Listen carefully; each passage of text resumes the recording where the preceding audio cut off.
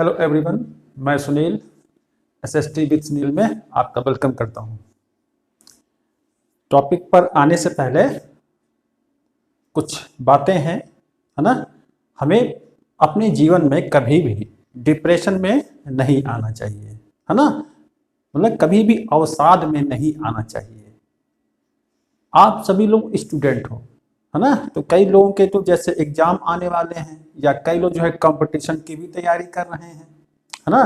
तो कंपटीशन की तैयारी में बीच बीच में कुछ ऐसे भी पड़ाव आते हैं कि लगता है कि आप टूट जाएंगे जब सफलताएं नहीं मिलती हैं एक प्रयास में, फर्स्ट अटेम्प्ट में, सेकंड अटेम्प्ट में एंड थर्ड। कई लोगों को तो 10-10 अटेम्प्ट लगे हैं सफलता को पाने में। क्या वो लोग टूट गए? नो। हमें इस दौरान करना क्या है कि अपने आप को समझा के रखना है। समझाने कोई आएगा नहीं कि आपको कोई आएगा कि आपको कोई बताएगा कि नहीं डिप्रेशन मत लो। मैं तो बता रहा हूं, वो उसको समझिए। ये अपने आप से अपने अंदर ये डेवलप करिए कि कभी भी प्रेशर में मत आना। क्योंकि जो प्रेशर होता है, जो डिप्रेशन होता है, जो दबाव होता है, वो कहीं न कहीं आपको बैकफुट पर ला देता है ना। तो इस जो कर्तव्य मार्ग पर आप चल रहे हो, चलते रहो। आज नहीं तो कल सफलता तो मिलनी मिलनी है। ऐसा तो नहीं है कि सफलता मिलेगी ही नहीं, है ना। सफलता तो उनको नहीं मिलती है जो केवल सपने देखते हैं, है ना। केवल सपने की बात कर रहा हूं मैं। सफलता किनको मिलती है?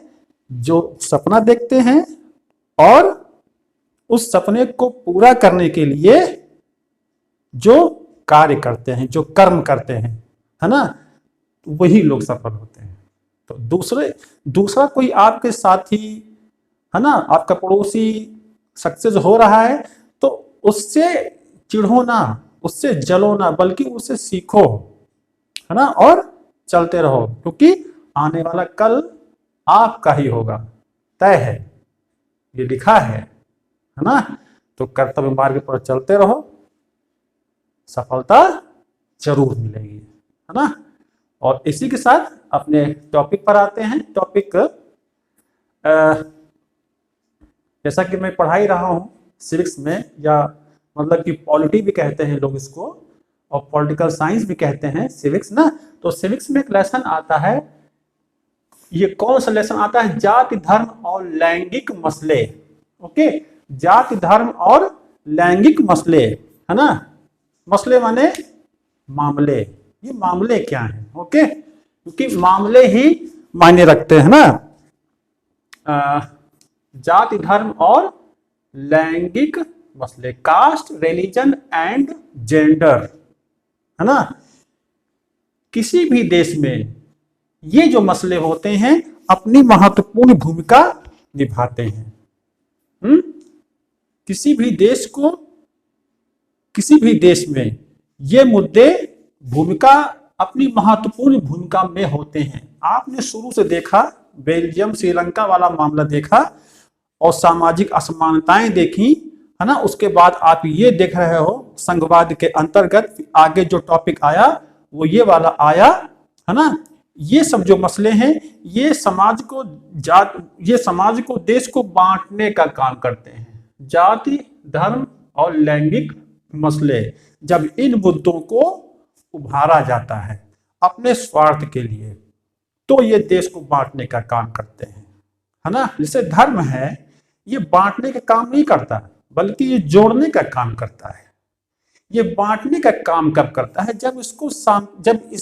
जब सांप्रदायिकता का जहर घोल दिया जाता है, लोगों के सामने भावुक अपीलें की जाती है कि हम लोग जो हैं खतरे में हैं, हम लोग का धर्म मतलब कि ये किसमें है? खतरे में है। तो भी इन तरीकों से सांप्रदायिकता को धर्म के अंदर से निकाला जाता है और जहर फैलाया जाता है। बदनाम कौन होता है? धर्म बदनाम होता है। हिंदू, मुस्लिम, सिख, ईसाई, जैन, बौद्ध, ईसाई, पारसी, इनको बदनाम किया जाता है ना। तो हमें इन मुद्दों पर कभी भी बहुत गहराई पर नहीं जाना चाहिए। जो है सो हैं, हमें आगे बढ़ना है ना। हम मानव हैं, इंसान हैं, हम धर्म नहीं हैं, हम जाति नहीं हैं, है ना।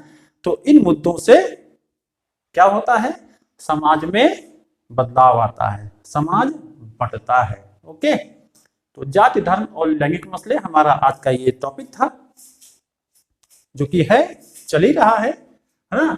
और ये 3 सामाजिक असमानताओं पर हम गौर करेंगे। इस टॉपिक में हम लोग 3 सामाजिक असमानताएं जो हैं जिन पर हमको क्या करना है, गौर करना है। अब वे असमानताएं भी कौन कौन सी हैं? वे असमानताएं हैं जाति, दूसरा है धर्म और लिंग, कास्ट, रिलीजन एंड जेंडर। इसमें विशेष क्या है, क्या ये लाभकर हैं या ये नुकसानदेह हैं? लाभकर, अगर ये फायदेमंद हैं, ये पॉजिटिव हैं, तो ऐसे बहुत सारे आपको एग्जाम्पल दिखेंगे अपने इंडियन हिस्ट्री में, जहां पर जो है धर्म के नाम पर, जाति के नाम पर लोगों को एक किया गया है। जैसे आप तिलक को ही ले लीजिए, बाल गंगाधर तिलक को। ये मैं पॉजिटिव वे की बात कर रहा हूं कि क्या ये पॉजिटिव है, क्या ये निगेटिव है। पॉजिटिव कैसे हुआ कि जब हमारे देश में अंग्रेजों का शासन था, तो उस दौरान क्या हुआ, उस दौरान बाल गंगाधर तिलक ने अंग्रेजों के खिलाफ मराठों को एकजुट करने के लिए इन दोनों मामलों को उभारा, है ना। देश को बांटने के लिए नहीं, बिल्कुल नहीं सोचना है आपको, बल्कि मराठा जाति को एक करने के लिए, अंग्रेजों से लड़ने के लिए, मराठा जाति का क्या, पूरे देश को, है ना। तो इस प्रकार से तिलक ने 2 उत्सव शुरू किए, एक शिवाजी उत्सव, है ना, जो कि मराठा थे, तो मराठा जाति को जोड़ने के लिए उन्होंने शिवाजी उत्सव शुरू किया, और धर्म के नाम पर लोगों को एक करने के लिए उन्होंने गणेश उत्सव भी शुरू किया, है ना। तो ये पॉजिटिव हुआ, है ना। तो ये क्या हुआ, पॉजिटिव हुआ। अब निगेटिव क्या है, निगेटिव है भारत का विभाजन, धार्मिक मुद्दों को उभारा गया।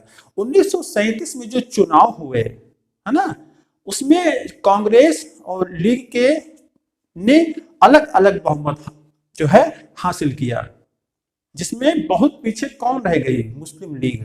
तो उसको लगा कि हम तो अल्पसंख्यक हैं, तो उसने इन धार्मिक मुद्दों को उभारना शुरू किया कि जो मुस्लिम्स हैं वे अल्पसंख्यक हैं, इनके साथ अन्याय होगा, है ना। तो इन मुद्दों को उभारा गया, और देखिए उसमें क्या निकल के आया, धर्म के नाम पर सांप्रदायिकता का जहर घोला गया, और विवाद शुरू हुआ बड़े पैमाने पर। उत्तर पश्चिमी सीमा प्रांत बंगाल में, है ना, दंगे हुए। तो ये इसका निगेटिव हुआ, है ना। तो पॉजिटिव भी है, निगेटिव भी है, लेकिन इन मुद्दों को समय समय पर, मौके मौके पर उभारा जाता है। आमतौर पर देखा जाए सबसे ज्यादा चुनावी माहौल में इन मुद्दों को ज्यादा उभारा जाता है ना। एक धर्म को दूसरे धर्म से लड़ाने, है ना, और उनसे वोट हासिल करने, उनको बदनाम करने की साजिश, इन सब मुद्दों को चुनाव के समय उभारा जाता है।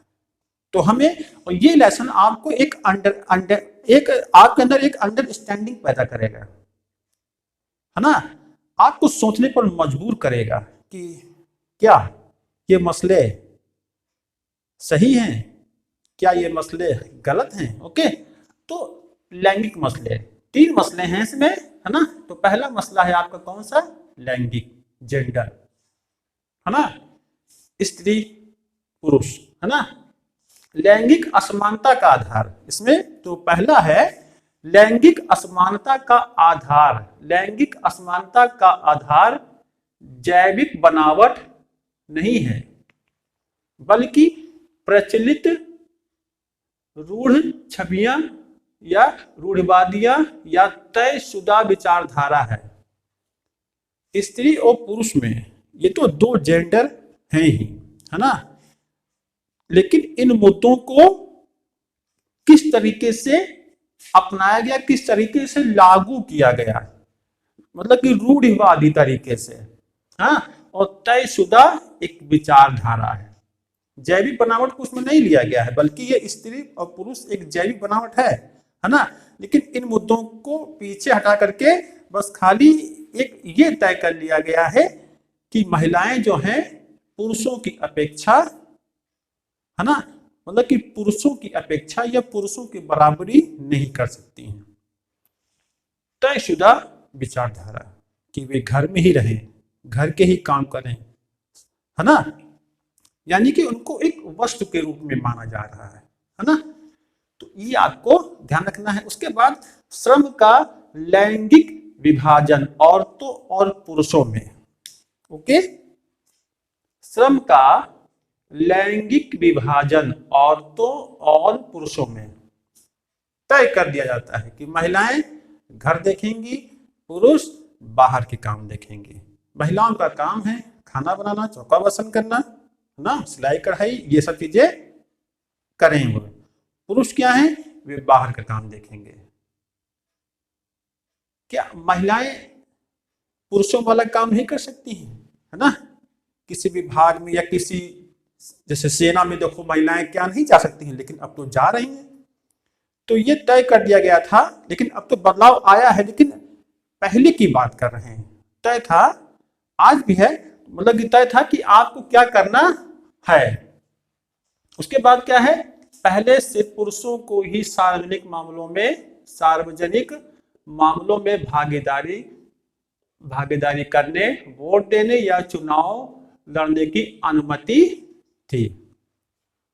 पुरुष प्रधान समाज, है ना, पुरुष प्रधान समाज ये माना गया है। वर्तमान में भी चल रहा है, इससे पहले भी था। लेकिन आप लोगों को मैं बता दूं कि सिंधु घाटी की सभ्यता में अधिकांशतः जो नारी जो मतलब की मूर्तियां मिली हैं, वे किस ओर इशारा कर रही हैं, वे इशारा कर रही हैं मातृ प्रधान समाज की ओर। इससे तो अच्छा वही समाज था सिंधु समाज, जब महिलाओं को विशेष तवज्जो दिया गया, है ना, यानी कि मातृ प्रधान समाज, जो कि एक कह सकते हो कि एक कितनी अच्छी विचारधारा थी उस समय के लोगों में, है ना। लोग कहते हैं कि हम लोग मॉडर्न हैं, तो मॉडर्न हैं तो महिलाओं को वो बराबरी का दर्जा क्यों नहीं दिलवा पाए हैं हम लोग आज तक। मिल तो गया है, लेकिन लोकसभा में देखिए, विधानसभा में देखिए, क्या वो बराबरी का हक जो है पा गई हैं? ऐसा तो नहीं है। अभी वे मामले तो अभी भी लटके पड़े हैं, है ना, संसद से पारित होने में, है ना, क्योंकि उस पर जो है लोग एकमत नहीं है। तो सिंधु समाज ही अच्छा था, मातृ प्रधान, है ना।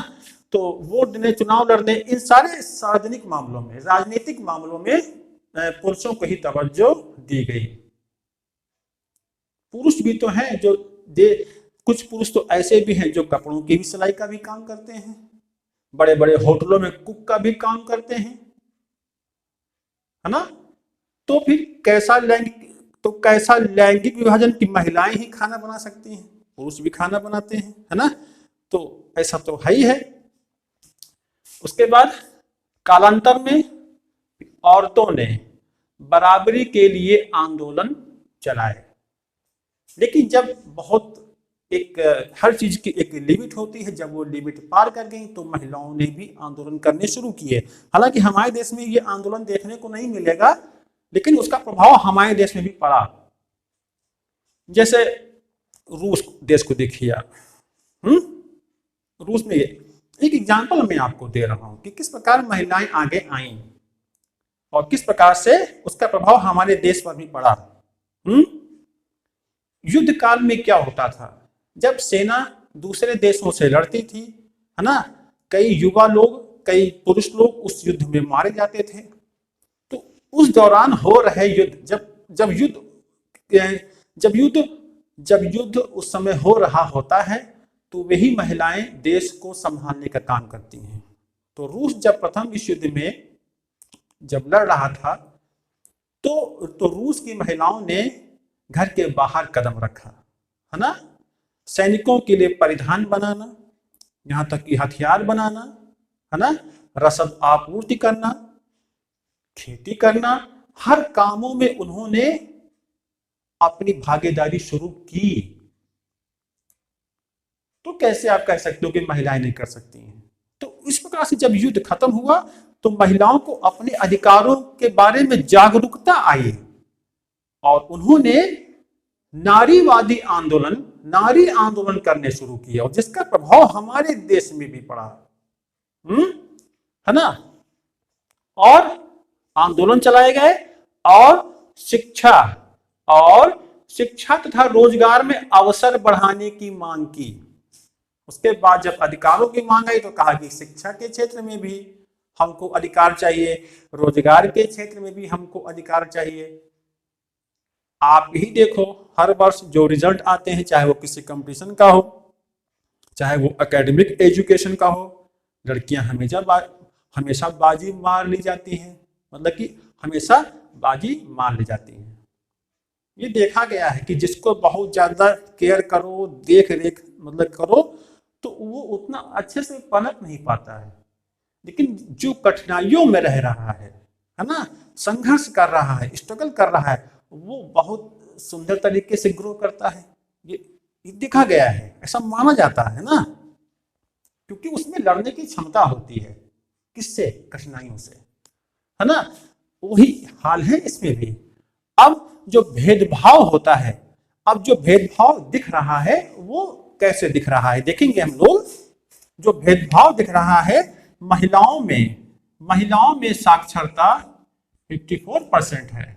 ये अपने देश की बात हो रही है, भारत। महिलाओं में साक्षरता 54% है, जबकि पुरुषों में यह 76% है। यानी कि ये लैंगिक भेदभाव की ओर इशारा कर रहा है ना। ये लैंगिक असमानता की ओर इशारा कर रहा है। लड़कियों की शिक्षा पर उतना ध्यान नहीं दिया जाता है जितना लड़कों की शिक्षा पर ध्यान दिया जाता है, इसीलिए ये परसेंटेज गिरा हुआ है महिलाओं में और पुरुषों में शिक्षा के मामले में। ओके, आइए, एक तो ये हो गया। इसके अलावा ऊंचे वेतन वाले पदों पर महिलाओं की संख्या बेहद कम है। ये भी लैंगिक असमानता की ओर इशारा कर रहा है ना। ऐसी धारणा बन गई है लोगों की, क्या इनके बस का नहीं है, हम लोग पुरुष हैं। इतिहास उठा के देखिए आप लोग। रजिया सुल्तान योग्य शासक थी, लेकिन मारी जाती है। क्यों मारी गई? क्योंकि जो दरबार था वो पुरुष प्रधान था, वो नहीं चाहता था कि एक महिला के अधीन होकर के हम शासन करें। हालांकि ये एक टेंडेंसी है, एक सोच है, हमारे अंदर ऐसी सोच नहीं होनी चाहिए। उसके पास भी ब्रेन है, दिमाग है, योग्यता है, क्यों नहीं कर सकती वो, है ना। तो हमें वो एक्सेप्ट करना पड़ता है। लेकिन अब चूंकि हम उस रूढ़िवादी समाज से हो आए हैं तो हमारी एक थिंकिंग क्रिएट हो जाती है, डेवलप हो जाती है कि हम सही सोच ही नहीं सकते चाहते हुए भी। इस सदी में भी महिलाओं को, मतलब महिलाओं के साथ जो भेदभाव हो रहा है वो साफ तौर पर आपको दिख रहा है। उसके बाद संख्या बेहद कम है। समान काम के बावजूद भी कम वेतन मिलता है। काम एक ही कर रहे हैं लेकिन अब जब वेतन की बात आती है तो पुरुष को ज्यादा, उस महिला को कम। कि समझा लो, चलो ठीक है, हो गया, रफा दफा करो, है ना। और जब किसी एक विशेष वर्ग पर, किसी एक विशेष मतलब कि किसी एक लिंग पर ही ज्यादा दबाव बनने लगता है तो वो बैकफुट पर या वो दबते चले जाते हैं, वो आवाज नहीं उठा पाते हैं। तो उसी का फायदा उठाता है ये कौन सा समाज, जिसमें पुरुषों को महत्व प्रदान किया जाता है। ओके, उसके बाद लड़के की चाह बहुत अच्छा बिंदु है ये। लड़की की चाह होती नहीं, लड़का होगा तभी हमें स्वर्ग मिलेगा, अन्यथा नरक के भागी होंगे। ये सब जो है ना, र्यूमर उड़ाए गए हैं प्राचीन काल से, और वो अभी तक चला आया है कि नहीं, लड़का का होना बहुत जरूरी है, लड़का का होना बहुत जरूरी है, लड़की का मतलब है अशुभ, क्या मतलब है ना। लेकिन ऐसी सोच नहीं करना है, वो भी तो एक इंसान है, जीव है, उसके अंदर जीवन है, उसको भी जीने का अधिकार है ना। तो लड़के की चाह होती है हमेशा, लड़की के जन्म पर उतना उत्साह नहीं दिखता है जितना कि लड़के के जन्म पर। लड़की का जन्म हुआ है तो ठीक है, चलो हाँ ठीक है, जो भगवान ने दिया चलो एक्सेप्ट करो, लोग ऐसा बोलते हैं। मैंने एक चीज देखा है, आपको बताना चाहता हूँ, तो लोग कहते हैं अरे लड़की हुई है, अच्छा अच्छा चलो भाई स्वीकार करो, भगवान जो दे रहा है ठीक दे रहा है। यहां पर आपको ध्यान देना है, यानी कि वो हीन भावना से ग्रसित होकर ऐसा बोल रहा है कि चलो ठीक है, जो भगवान ने दिया ठीक है, ये नहीं बोलना है, खुशी से करना है। बेटी हुई है, अरे वाह, ये उत्साह दिखना चाहिए, ये नहीं चलो सब ठीक है, ये नहीं बोलना है हमें ना। आइए, और इसके बाद है लड़की की चापी है कन्या भ्रूण हत्या। कन्या भ्रूण हत्या ये पहले से ही पता लगा लिया जाता है, जब जो शिशु जो होता है माँ के गर्भ में होता है तो बहुत सी तकनीकें हैं, अल्ट्रासाउंड वगैरह है, जिनसे वो लिंग मालूम चल जाता है। तो जो पनप रहा शिशु होता है, जो कन्या, उसकी हत्या करवा दी जाती है, जो कि एक जघन्य अपराध है। अब तो अगर मालूम चल जाता है तो केस हो जाता है, बड़े से बड़ा मतलब कि बड़ा केस होता है इसके ऊपर। तो कन्या भ्रूण हत्या पर रोक लगा दी गई है, जो कि पिछले कुछ वर्षों पहले जो है बड़े पैमाने पर ये चलन में थी। आदमी की सोच कितनी ये बुरी होती है, ये आप देख ही रहे हो ना। उसके बाद कन्या भ्रूण हत्या से क्या होता है, कन्या का जन्म भी कम होगा, और जिससे क्या होगा, लिंग अनुपात भी कम होगा ना। और इसका परिणाम हुआ है कि लिंगानुपात गिर करके 914 रह गया है, यानी कि 1000 पुरुषों पर 914 महिलाएं रह गई हैं, है ना। यानी कि पुरुष की संख्या कम है, पुरुषों की संख्या ज्यादा है, और महिलाओं की संख्या बेहद कम होती जा रही है ना। इस मामले में, लिंगानुपात के मामले में आपका जो राज्य है केरल बहुत ही अच्छा है। यहाँ तक कि मैंने आज न्यूज में पढ़ा था कि रूस में महिलाएं जो महिलाएं हैं वो पुरुषों से ज्यादा हैं। तो ये अनुपात अच्छा है ना। तो हमारे देश में ये अनुपात ये कन्या भ्रूण हत्या की वजह से गिर गया। ओके, 914 रह गया है, 1000 पुरुषों पर 914 महिलाएं। सुधार के उपाय क्या हैं, महिलाओं को किस प्रकार से मुख्य धारा से जोड़ा जाए, उनके लिए क्या ऐसा किया जाए कि उनको सम्मान हो, कि उनके अंदर आत्मसम्मान जागे, है ना। तो उसके लिए क्या किया है, पंचायती राज के अंतर्गत स्थानीय सरकारों, पंचायत, उसके बाद नगर पालिका, स्थानीय स्तर पर अभी महिलाओं को अधिकार दिए गए हैं। स्थानीय स्तर यानी कि पंचायत और नगर निगम और नगर पालिका में 1/3 पद महिलाओं के लिए रिजर्व हैं, आरक्षित हैं। अतः आज इन निकायों का मतलब है पंचायत, नगर पालिका, नगर निगम में महिलाओं की संख्या 10 लाख से ऊपर है। और इसी आधार पर जब स्थानीय निकायों में महिलाओं को स्थान आरक्षित कर दिए गए, उसके बाद जब मांग उठी कि नहीं अब जो है लोकसभा स्तर पर, राज्य विधानसभा स्तर पर महिलाओं के लिए भी इतने ही स्थान आरक्षित किए जाएं, तो क्या है, संसद में ही, विधानमंडलों में ही इस विधेयक को पारित करने पर लोग जो है एक मत नहीं है, लोगों में एक मत का अभाव है कि नहीं। तो ये किस ओर इशारा करता है, क्यों नहीं आज तक वो जो 1/3 पद की मांग हो रही है लोकसभा में और विधानसभा में महिलाओं के लिए, क्यों नहीं पारित हो पाया। ये किस ओर इशारा करता है, लैंगिक असमानता की ओर, है ना। आप लोगों के लिए ये एकदम प्योर चीजें हैं, क्रीम चीज है। आप लोग इसको जब पढ़ लोगे ना, उसके बाद बुक की रीडिंग कर लिया करो आप लोग, बस सब आसान है ना, आपको लेसन समझ में आ जाएगा। तो देखा आपने कि ये सुधार के उपाय हैं, कुछ तो सफल हो रहा है लेकिन कुछ मामले अभी अटके पड़े हैं, है ना, क्योंकि उसमें एकता का अभाव है। ओके। उसके बाद धार्मिक मसले जो होते हैं ये बहुत मायने रखते हैं। धार्मिक मसले बड़े पैमाने पर होते हैं जिनका परिणाम बहुत, जब वो सांप्रदायिकता का जहर के जो बात आती है तो बहुत बुरा होता है उसका परिणाम, है ना।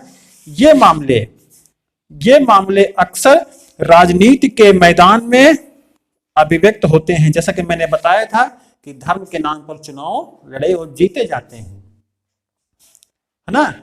कई देशों में, है ना, दुनिया के देशों में धर्म के नाम पर चुनाव लड़े और जीते जाते हैं। धार्मिक भावनाएं उभारी जाती हैं, दोनों संप्रदायों को लड़ाया जाता है और उसका मौका, उसका फायदा उठाया जाता है, जिसका खामियाजा आम जनता को भुगतना पड़ता है। तो हमें अपनी सोच रखनी है, हमें समझ के साथ चलना है। कोई धर्म नहीं, कोई रिलीजन नहीं, केवल ह्यूमैनिटी। ओके। तो अक्सर ये मामले राजनीति के मैदान में अभिव्यक्त होते हैं।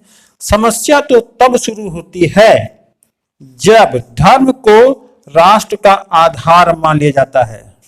सही है, जब धर्म को राष्ट्र का आधार मान लिया जाता है कि अब धर्म के ही आधार पर राष्ट्र बनेगा ना, मुस्लिम राष्ट्र, हिंदू राष्ट्र, ईसाई राष्ट्र, जब ये मामला आ जाता है तो धर्म महत्वपूर्ण हो जाता है, मानव कमजोर पड़ जाता है। मानव का उतना महत्व नहीं होता है, मानव का उतना महत्व नहीं होता है, धर्म का महत्व ज्यादा हो जाता है।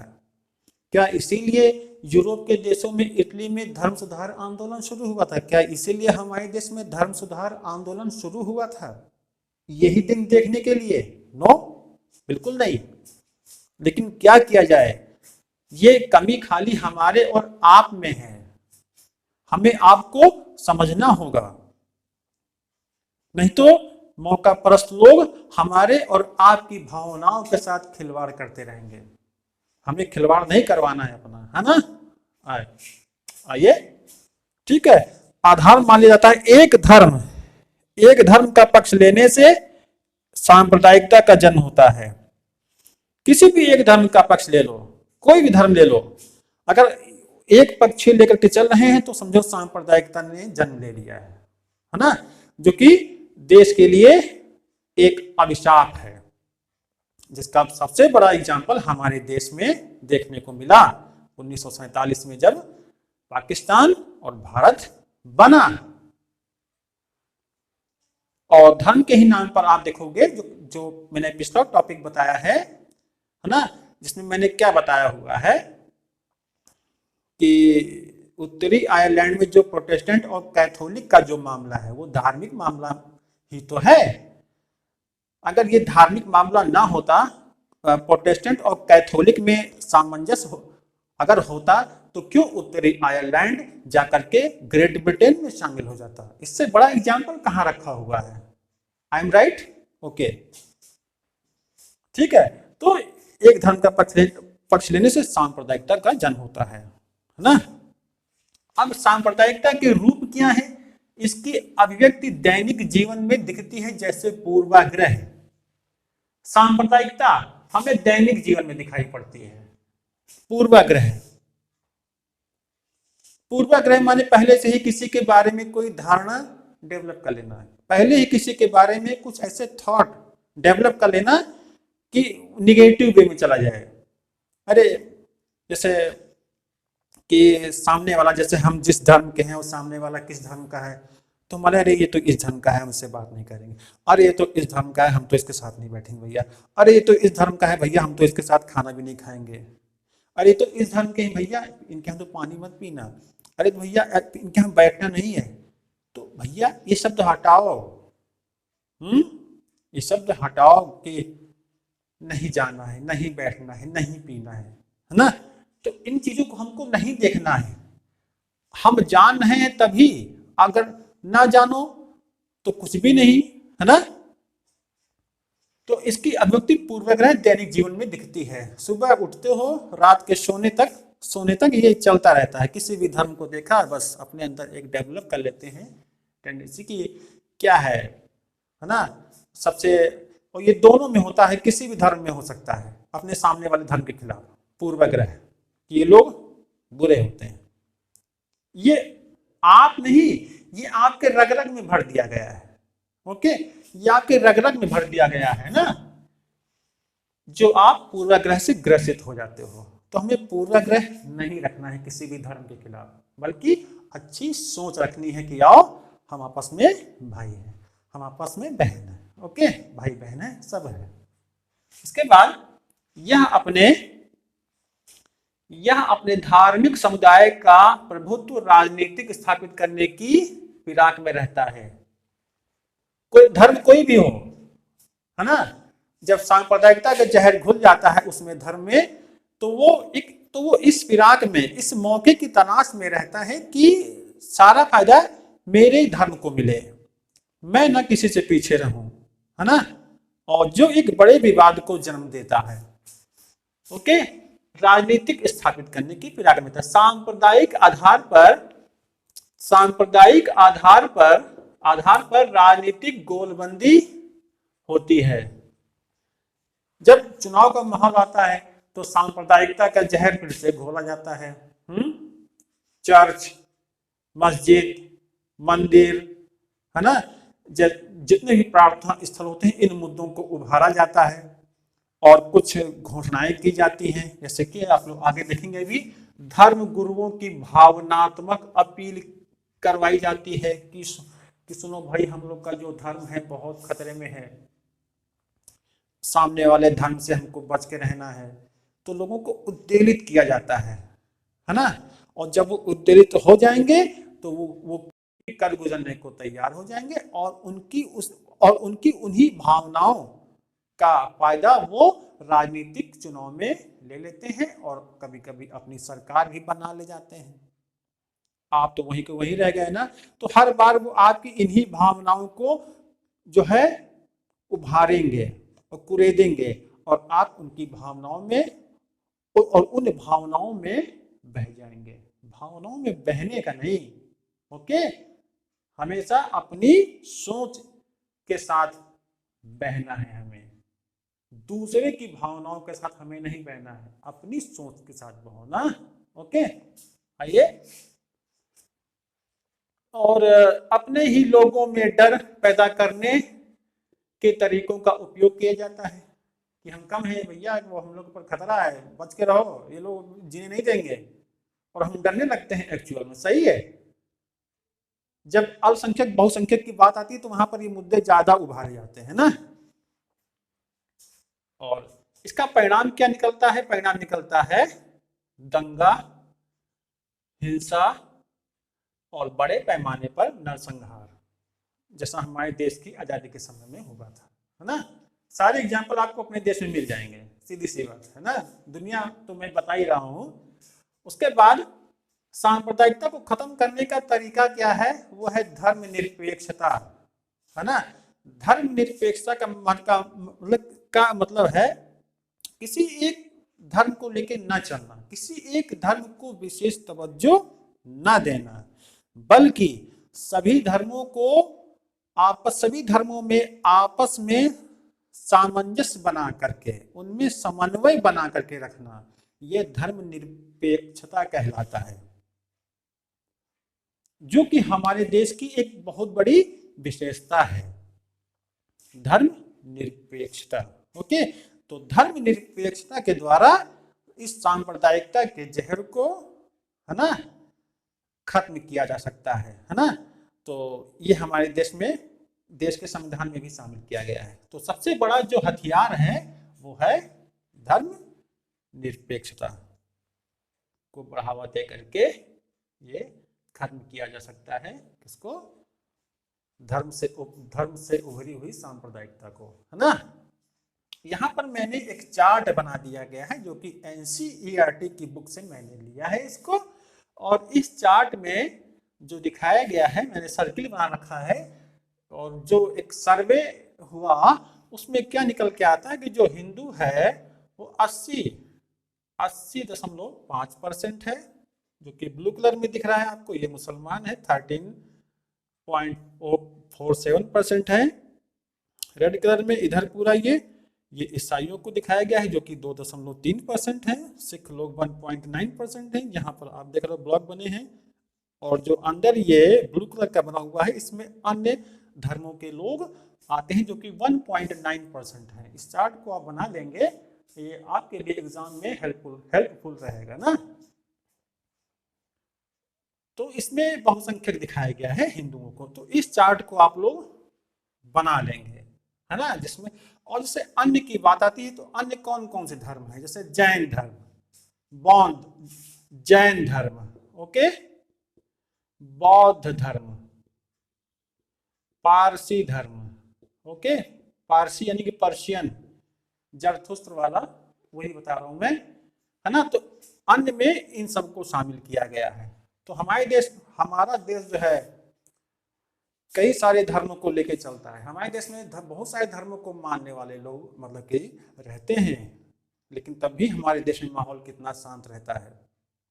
ये किसका परिणाम है, ये धर्म निरपेक्षता का परिणाम है। ओके, आइए उसके बाद लैंगिक मसले हो गया आपका, है ना। धार्मिक मसले भी हो जाता है कि जातिगत मसले, ये जाति वाले मसले क्या हैं, है ना।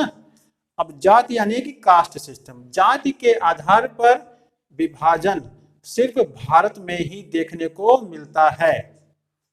सही है, हमारे देश में सबसे बड़ी कमजोरी, सबसे बड़ी क्या कह सकते हो बीमारी, वो है जाति सिस्टम, कास्ट सिस्टम, है ना, जातिवाद।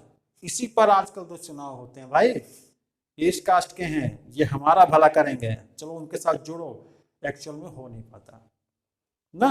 तो जातिवाद के नाम पर भी ये चुनाव लड़े जाते हैं और नेताजी अपनी सरकार भी बना लेते हैं। क्या वो उनका भला कर पाते हैं? भला तो तब होगा जब आप खुद में काबिल होंगे, वो आपका भला नहीं करने वाले, है ना। आपने खुद बेवकूफी में आकर के जातिवाद के जहर में घुल करके उनको फायदा पहुंचा दिया, आप तो वहीं के वहीं रह गए हैं।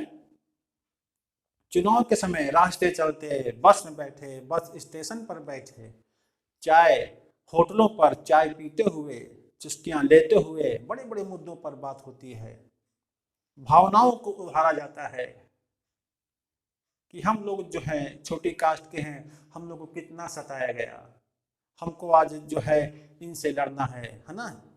तो हमारे ही जातिगत मुद्दे बहुत ज्यादा हावी हैं चुनाव में, सवर्ण मुद्दा, है ना, पिछड़ी जाति का मुद्दा, आपस में इनको लड़ाना, उनकी भावनाओं के साथ खिलवाड़ करना, उनका वोट हासिल करने के लिए पुराने इतिहास को उखाड़ना, पन्नों को खोलना कि उनको दिखाना कि देखो ये अपने साथ हुआ था।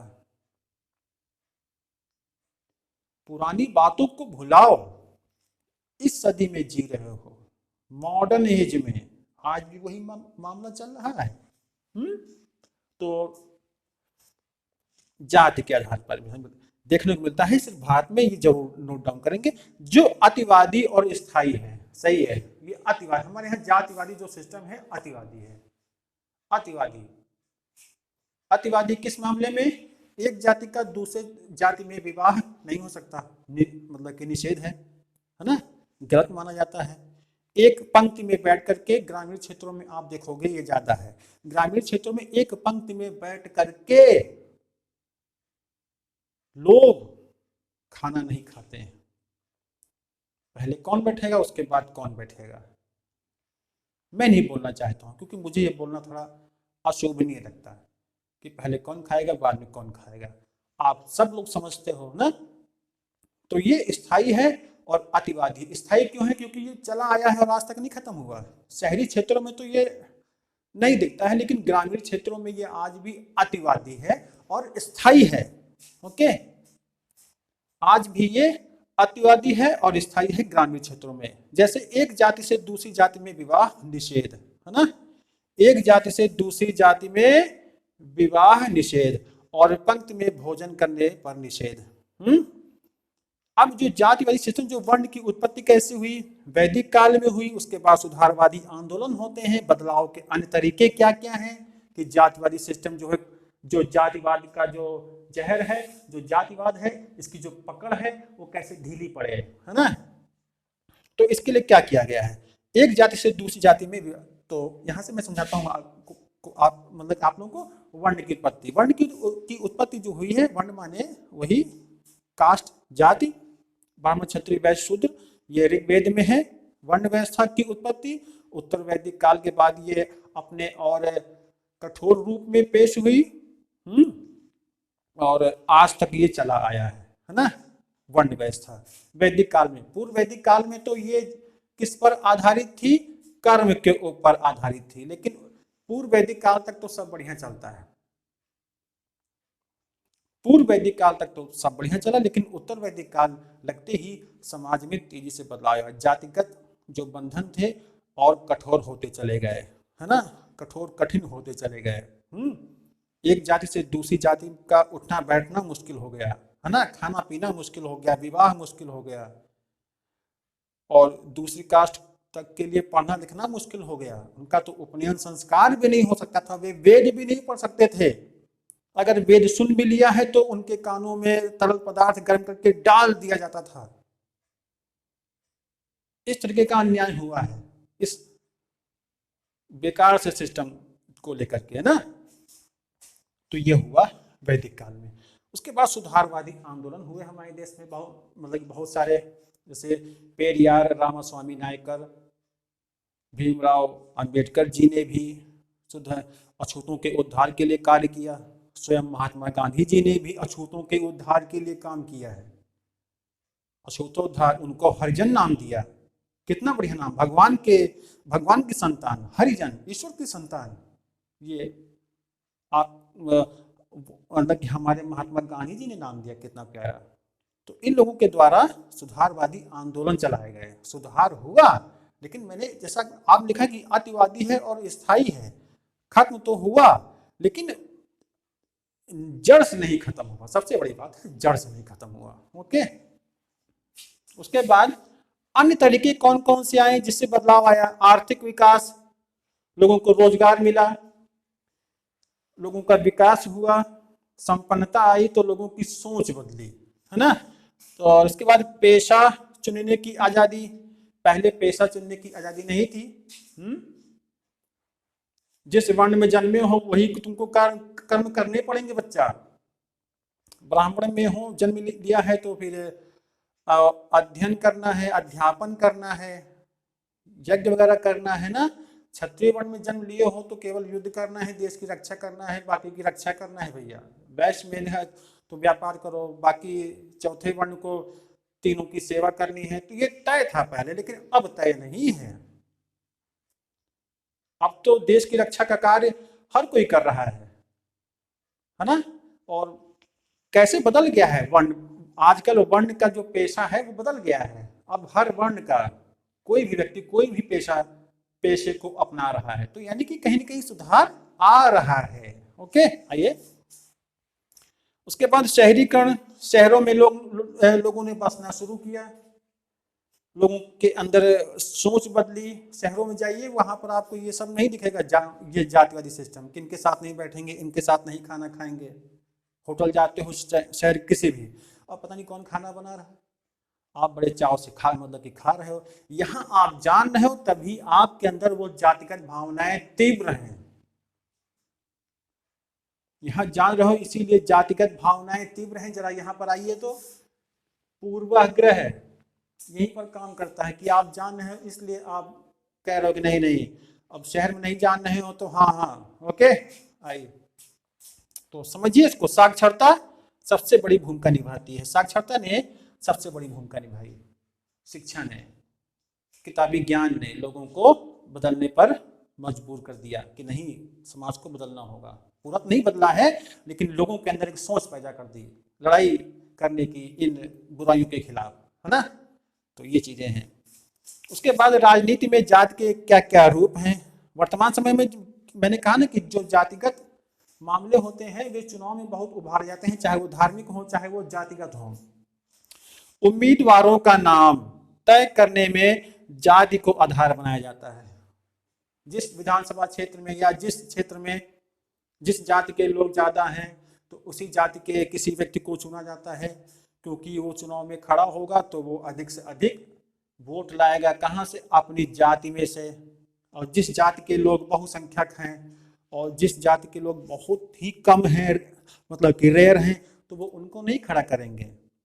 जो बहुसंख्यक हैं उन्हीं में से किसी एक प्रभावशाली को चुन लेंगे और चुनाव खड़ा कर देंगे, चुनाव जीत लेंगे, है ना।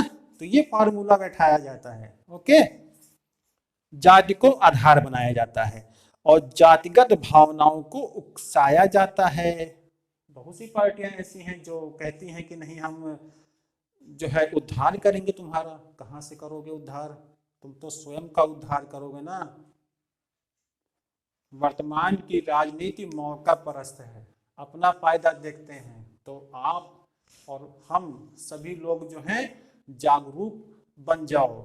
जागो जागो जागो, मत सो